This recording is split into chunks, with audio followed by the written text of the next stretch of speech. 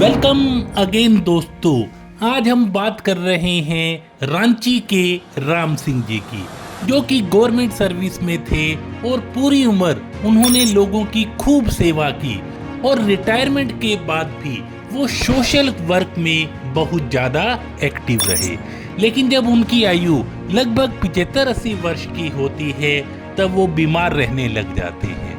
उनके 2 बेटे उनकी खूब देखभाल करते हैं, लेकिन जैसे जैसे समय बीतता है वो और ज़्यादा बीमार रहने लग जाते हैं और अब उन्हें दिखाई भी कम देने लग जाता है और वॉशरूम भी वो अपने बेटों के सहारे के साथ ही जा पाते हैं।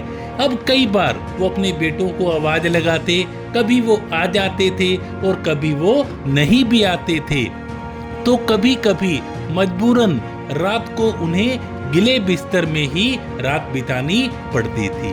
मंडे की रात थी और जैसे ही राम सिंह ने आवाज लगाई तुरंत एक लड़का आया और उन्हें वॉशरूम ले गया, बड़े प्यार से फ्रेश करवाया और प्यार से दोबारा सुला दिया और अब तो ये रोज का ही नियम होने लग गया था। एक रात राम सिंह जी को शक हुआ कि पहले तो बेटों को आवाज लगाता था, कभी आते थे कभी नहीं आते थे, लेकिन आजकल आवाज लगाते ही आ जाते हैं और सब कुछ बड़े प्यार से करवाते हैं। और अचानक राम सिंह ने उस लड़के का हाथ पकड़ा और ये कहा, सच बता तू कौन है, मेरे बेटे तो ऐसे नहीं हैं।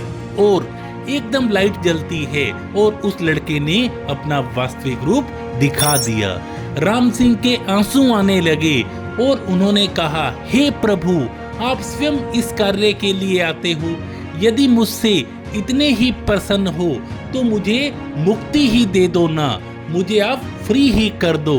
तो ईश्वर कहते हैं, जो आप भुगत रहे हो वो आपके प्रारब्ध हैं, आपके कर्म हैं, वो आपको भोगने ही पड़ेंगे, वो कोई अन्य व्यक्ति नहीं भुगत सकता। तो राम सिंह ये कहते हैं, ये कर्मों की जो बात है, भाग्य की बात है, ये आप मुझे विस्तार से बताइए।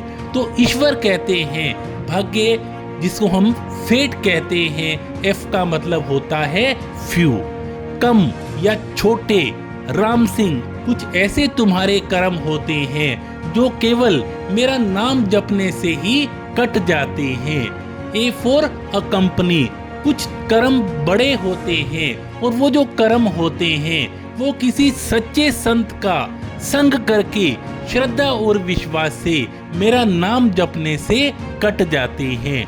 और तीसरे प्रकार के जो कर्म होते हैं वो होते हैं टी फॉर टाइट, ये बहुत ही प्रभावशाली होते हैं। ये ऐसे प्रारब्ध होते हैं जो आपको भुगतने ही भुगतने पड़ते हैं, लेकिन जो हर समय श्रद्धा और विश्वास से मुझे जपते रहते हैं, उनके प्रारब्ध मैं स्वयं साथ रहकर कटवाता हूँ और उन्हें कोई दिक्कत भी नहीं होने देता। ई फॉर एवरी, इस सृष्टि में जो कुछ भी हो रहा है वो सब हमारे कर्मों का ही नतीजा है और जो हम भोग रहे हैं वो हमारे ही कर्म हैं। इसलिए जैसा कि किसी ने कहा है, जहाँ समस्या बड़ी हो और हमारी ताकत उसके लिए काफी न हो तो परेशान मत होना, क्योंकि जहाँ हमारी ताकत खत्म होती है वहाँ से गुरु की कृपा शुरू होती है। तो दोस्तों, यदि आपको गुरु की कृपा पानी है तो अच्छे कर्म करते रहिए और जो अच्छे कर्मों का परिणाम है वो आपके सामने आएगा ही आएगा। तो इसलिए हमारे साथ जो जीवन में हो रहा है वो हमारे ही कर्मों का परिणाम है।